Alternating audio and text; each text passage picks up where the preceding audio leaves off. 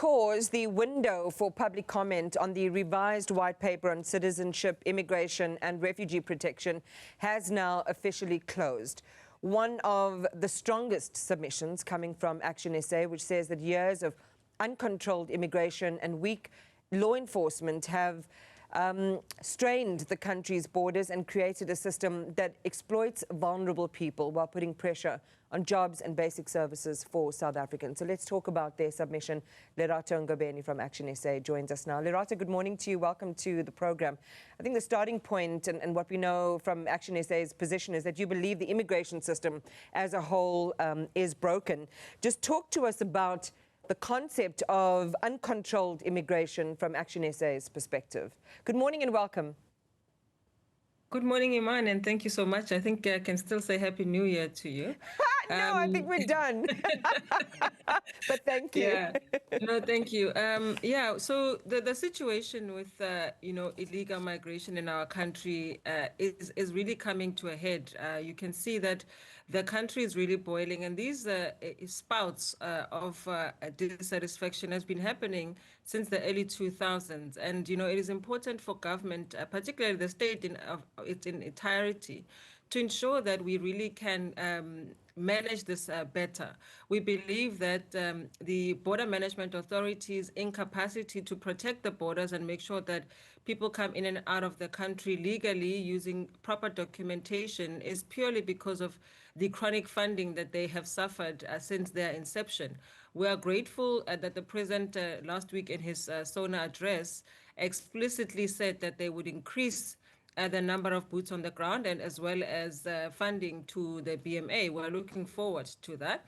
And our situation really is about the fact that we want South Africans to live side by side with people who are coming into the country legally, and we don't want them to be at loggerheads with people who are foreign, who are coming into our shores. We'll come back to some of the themes that you highlight there because, we also know that public comment has now ended. I think it was yesterday after that extension. Lerato, it's so important to go back to the data sets, the numbers that you lean on to make the argument around the concept of uncontrolled immigration. I think it would be very helpful to people who say that a lot of what is relied upon is anecdotal. It's not countrywide. It's happening, let's say, in KZN, or it's happening, as we've seen quite tragically, here in the province of Gauteng. So let's just clear that up for our viewers. When you talk about how bad and endemic the problem is, share with us some of the numbers and the data that's underpinning that belief. And this is the problem, right, Iman? The department can't tell us exactly how many illegal migrants are in the country because they can't track them. We don't know where they are. We don't know how many come into the country. But I can tell you, in the city of Johannesburg, for example, we know that there's over 2,000 people who come in and out of the city of Johannesburg at a time. And so that makes it very difficult for the city to plan for the services that the people of the city of Johannesburg need to receive, such as pick it up, rubble removal, etc. All of the time, I think the existential realities and anecdotal, even if it's anecdotal, but the existential realities that people are sharing, their lived experiences, cannot be left unchecked. Of course, you've also got situations where the Department of Basic Education and other departments can refute the fact that, there aren't that many children in our schools, there aren't that many in our clinics and in our hospitals. But the facts are there. The fact that it's not being tracked, it's not the fault of the people of South Africa.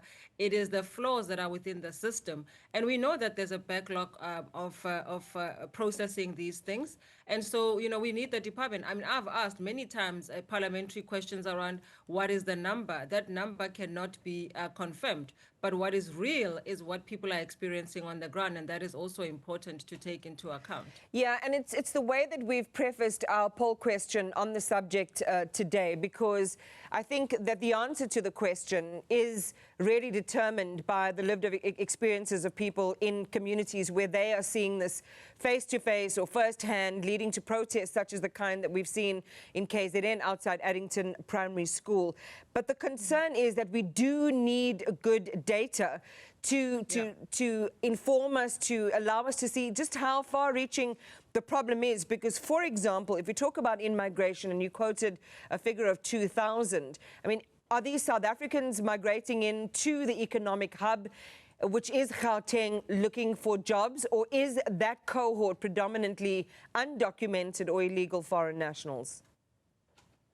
And I think this is the complexity of your question, Iman, because we do not know at this point in time. And this is what we have asked, that it becomes,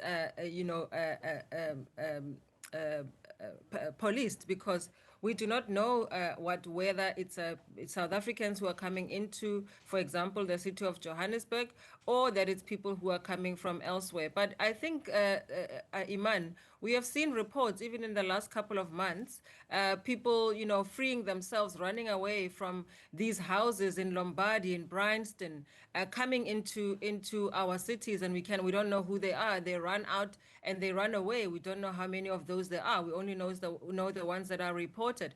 And so this is the argument that we're making, to say that we need digitization with speed. We need more boots on the ground. We need corruption to be curbed within the system, so that we don't have people crossing the Lebombo border illegally, coming through from the back. I mean, if you just visit our borders, you will realize that the problem is actually quite dire, that people can actually walk across as if they're walking across the streets, because we do not have enough boots on the ground in terms of the capacity from the Border Management Authority's perspective. But I can assure you that I have had discussions with the Commissioner of the Border Management Authority, and he says our plans are there. We have got the plans.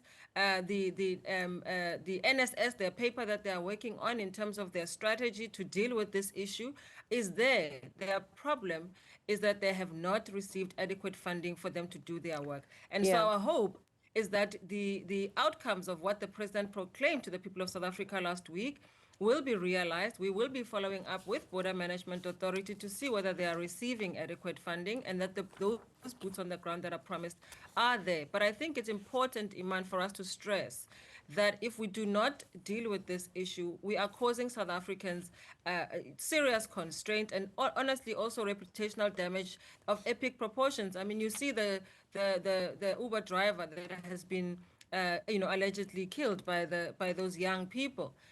It is really a sad set of circumstances, because even if it was maybe a random murder, we won't know. But because he is Nigerian, it fuels this thing that, we are not happy with people who are living among us from other nations. And that is really the cold face of this issue, and that the government has to show the people of South Africa that they are serious about it, and that their concerns are being taken into consideration. Yeah, I mean, look, I would hesitate to make a comment about that case, as we just have seen, and fourth persons handed themselves over, 3 in the dock in the Pretoria Magistrates Court, and we hopefully will hear what their motivation was behind that alleged slaying, which, of course, is a viral video on social media.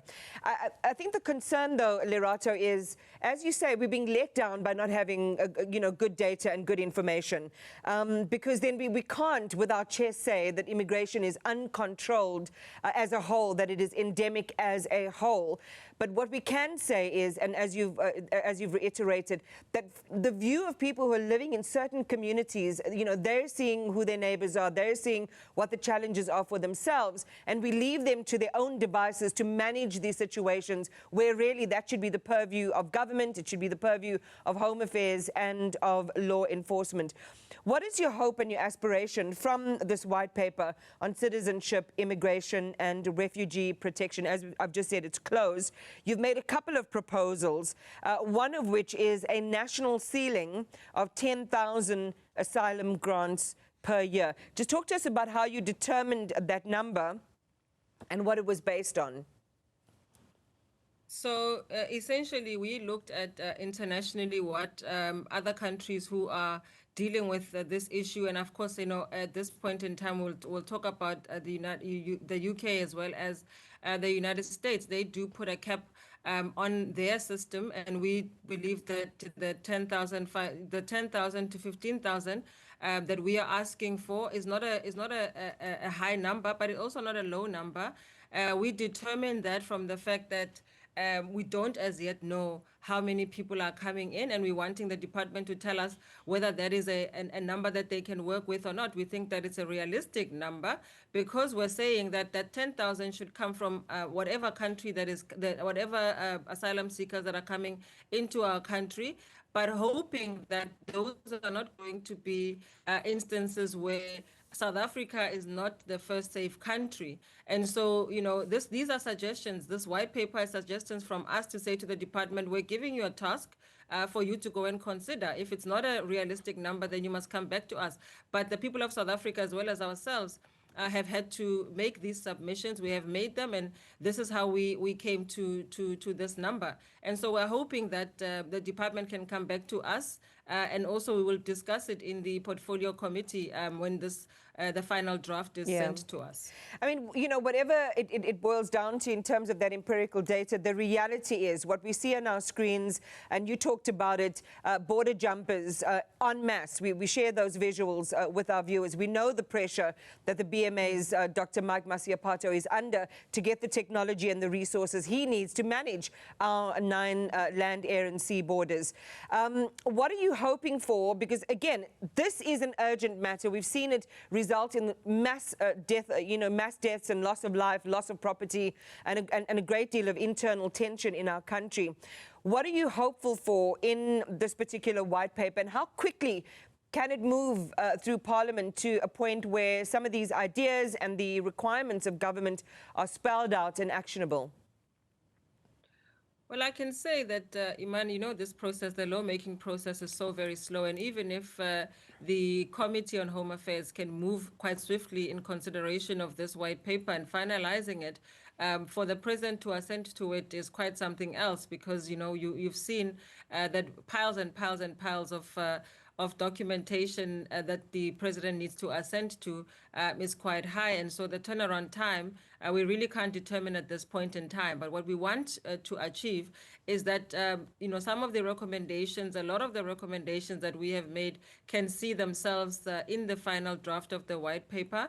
And that ultimately what we want to see is a government that's very serious and that doesn't wax lyrical about, the problem, not being serious as the people of South Africa are saying it is. And so we think that what we want to see is that the response from the ministry and as well as the department is one of seriousness and not one that, glibs over what the people of South Africa are saying. And we think that the submissions that we have made and other organizations have made are not a pie in the sky. They are actionable, and they actually can be taken on board because other countries are doing it, and we don't believe that South Africa should really bear the brunt of the whole of the continent whose governance issues are really leave much to be desired, and South Africa needs to be the one that leads the charge in this regard.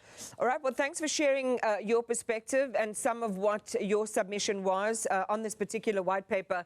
It is, as you say, an issue where there needs to be action sooner rather than later. Lerato Ngobeni from ActionSA and MP for the party joining us there with their views. Thank you for your time this morning. We appreciate it.